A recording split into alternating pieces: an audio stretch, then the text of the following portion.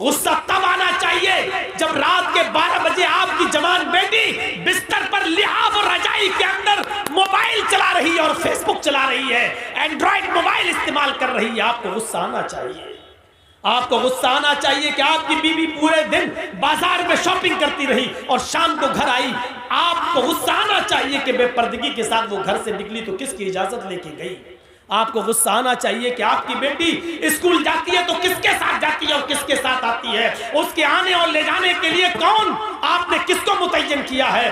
اکیلے اگر جاتی ہے یا محلے کی چند سہیلیوں کے ساتھ جاتی ہے تو آپ کو ان محلے اور گاؤں کی چند سہیلیوں پر اعتبار کیسے ہے؟ کیونکہ سہیلیاں ایک دوسرے کی سہیلی ہوتی ہے. تم میری مت کہنا، میں تمہاری نہیں کہوں گی. تم اپنے بوائے فرینڈ کے ساتھ جاؤ، ہم اپنے بوائے فرینڈ کے ساتھ جاتے ہیں، اور گھر جب پہنچیں گے تو ہم لوگ ایک ساتھ ہو لیں گے. تم ہمیں فلاں جگہ پہ مل جانا. آپ نے اپنی بیٹی کو گاؤں کی چند لڑکیوں کے ساتھ اسکول جانے کی اجازت کیسے دے دی؟ اور دے دی تو آپ نے اس کا پیچھا کر کے کبھی دیکھا؟ کبھی آپ نے پوچھا کہ اسکول سے یہ لڑکی کتنے بجے گئی، ہمارے گھر پہ کب پہنچتی ہے؟ یہ حساب کتاب کون کرے گا؟ مسلمانوں، تم حساب کتاب کرنے والی قوم ہو. تم بچوں کے لیے اگر باپ ہو تو اپنے بچوں کا حساب لو، شوہر ہو تو اپنی بیوی کا حساب لو، اگر بھائی ہو تو اپنی بہن کا محاسبہ کرو. محاسبہ زندے کرتے ہیں، مردوں سے حساب نہیں لیا جاتا ہے. حساب زندوں سے طلب کیا جاتا ہے، مردوں سے نہیں. تم زندہ قوم ہو، ہم تم سے حساب لے سکتے ہیں. یہ مدرسے میں کتنا چندہ ہوا ہے آپ نے دیا ہے، آپ حساب لو مدرسہ کمیٹی سے. مدرسے کمیٹی کے لوگوں کو برا نہیں ماننا چاہیے، کیونکہ ایک ایک روپیہ آپ کی امانت ہے، آپ کے بچوں پر ہی خرچ ہوگا. اس لیے حساب زندے لیتے ہیں، حساب زندے دیتے ہیں. حضرت عمر جب منبر پہ کھڑے ہوئے اور نئی قمیص پہن کر خطبہ دینے لگے تو ایک نوجوان اٹھا اور کہنے لگا، عمر خطبہ دینا بند کر، تقریر کرنا بند کر، خطبہ نہیں دینے دوں گا. حضرت عمر نے کہا کیوں، وجہ کیا ہے؟ کہا پہلے اس بات کا حساب دو، یہ نیا کرتا تمہارے پاس کہاں سے آیا؟ تمہاری تنخواہ بیت المال سے اتنی نہیں ہے کہ تم نئی قمیص سلا سکو. آج نیا کرتا تمہارے پاس کہاں سے آیا؟ حضرت عمر کہنے لگے کہ اس کی صفائی میرا بیٹا دے گا.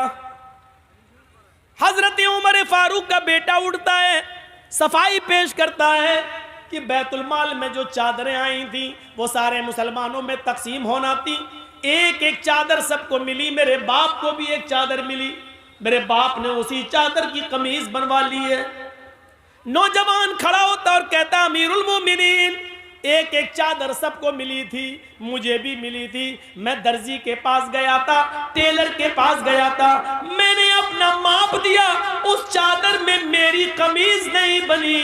تم تو ہم سے زیادہ لمبے ہو، ہم سے زیادہ چوڑے ہو، ہم سے زیادہ لمبے چوڑے ہو اور موٹے تندرست بھی ہو، پھر تمہاری ایک چادر میں قمیض کیسے بن گئی؟ ان کے بیٹے نے کھڑے ہو کر جواب دیا، نوجوان، ایک چادر مجھے بھی ملی تھی، سب کو ایک ایک چادر ملی تھی، میرے باپ کو بھی ملی، مجھے بھی ملی، سب کو ایک ایک ملی تو اس میں مجھے بھی ملی. میرے باپ کی اپنی چادر میں جب قمیض نہیں بنی تو میں نے اپنی چادر بھی اپنے باپ کو دے دی. میری اور اپنی دونوں قمیضیں ملا کر میرے باپ نے دونوں چادریں ملا کر قمیض بنا لی. نوجوان کہنے لگا بیٹھ گیا، امیر المومنین اب مجھے اطمینان ہو گیا، اب میں سیٹسفائی ہو گیا، اب آپ خطبہ دیجئے. زندہ لوگ حساب لیتے ہیں اور زندہ لوگ حساب دیتے ہیں. نہ حساب لینے پر غصہ ہونا چاہیے، نہ حساب دینے پر غصہ ہونا چاہیے. حساب زندے لیتے ہیں، حساب زندہ دیتے ہیں. غصہ زندوں کو آتا ہے، مردوں کو نہیں. ہم نہیں کہتے کہ غصہ دباؤ، ہم نہیں کہتے کہ غصے کو تم پی جاؤ، ہم کہتے ہیں غصہ اٹھاؤ، غصہ ابھارو، غصہ نکالو، بھڑاس نکالو، لیکن جائز جگہ پر، ناجائز جگہ پر نہیں. اللہ کے نبی کو بھی غصہ آتا تھا اور غصہ اتنا آتا تھا کہ آپ کی آنکھیں سرخ ہو جاتی تھی اور ایسا لگتا تھا جیسے کسی نے انار کا رس، انار کا جوس کسی نے نبی اکرم کی آنکھوں میں ڈال دیا ہو. اتنا غصہ آتا تھا جناب محمد رسول اللہ کو، لیکن ناجائز بات پر نہیں، جائز بات پر غصہ آتا تھا. آج دنیا کی قومیں آج ہمارا مذاق اڑاتی ہیں اور ہم مشتعل ہو جاتے ہیں. یہاں غصہ نہیں آنا چاہیے.